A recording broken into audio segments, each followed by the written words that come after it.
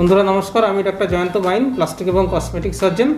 আজকে আমাদের hair transplant procedure চলছে, সার্জারিটা আমি করছি। তো সার্জারি চলাকালীন আমাদের ভাই অনেকগুলো প্রশ্ন উনি করছেন, তো আমার মনে হলো এগুলো রেকর্ড করে আপনাদেরও মনে এই প্রশ্নগুলো থাকবে, তো সেগুলো নিয়ে আমরা আলোচনা করব। আমার মাথার চুল বা ট্রান্সপ্লান্টেড মাথার চুল এবং ট্রান্সপ্লান্টেড দাড়ির চুল এদের যে বৃদ্ধি, এদের মধ্যে কোনো ডিফারেন্স থাকবে? মানে এইটা একটু কম বা স্পিডে বাড়ছে, এটা তাড়াতাড়ি? হ্যাঁ, এটা ঠিক কথা। দাড়ির চুলটা একটুখানি স্পিডি, হ্যাঁ, আমাদের মাথার চুলটা যতটা বাড়ে প্রতিদিনে, দাড়ির চুল একটু বেশি বাড়ে। তো একটুখানি দাড়ির চুল তাড়াতাড়ি বাড়বে, হ্যাঁ, কিন্তু সেটা সামঞ্জস্য। আমরা তো পুরোটা দাড়ির চুল একদম সামনে দিচ্ছি, আর দাড়ির চুল এবং নর্মাল চুল মিশিয়ে দেওয়া হয়েছে, এবং আপনার এক্সিস্টিং চুলও রয়েছে।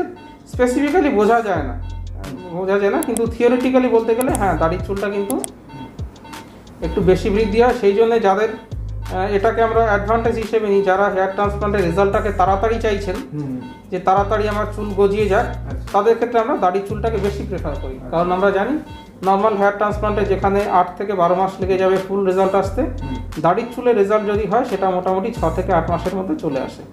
এটা একটা দাড়ির চুলের অ্যাডভান্টেজ।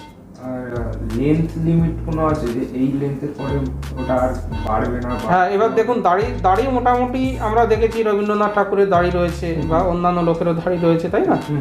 তো দাড়ি কিন্তু বুক অবধি, পেট অবধি চলে যায়। এবার পুরুষদের ক্ষেত্রে তারা তো অত লম্বা চুল, আপনার মাথায় যদি অত লম্বা হয়, that is more than sufficient, তাই না? কারণ পুরুষরা তো মহিলাদের মতো অতটা লম্বা চুল রাখেন না।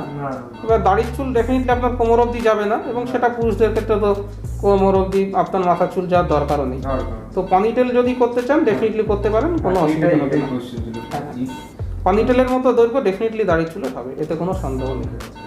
তাহলে আমরা এই ভাইয়ের ফ্রন্টাল উইংয়ের হোলিং প্রক্রিয়া বা স্লিট মেকিং প্রক্রিয়া চলছে। সেই সঙ্গে আমাদের ভাই বিয়ার্ড থেকে কেন ফলিকেল নেওয়াটা আমরা নিই বা প্রেফার করি, সেটা আমি এক্সপ্লেনেশন করলাম। তারপরে একটুখানি অন্য ধরনের প্রশ্ন, যে বিয়ার্ডের কী করে গ্রোথ হয়, কীভাবে হয়, বিয়ার্ড অয়েল কাজ করে কিনা, সেটা নিয়েও প্রশ্ন উত্তর দিলাম। তো খুব ভালো লাগলো, আশা করি ভিডিওটা আপনাদের ইনফরমেটিভ লেগেছে।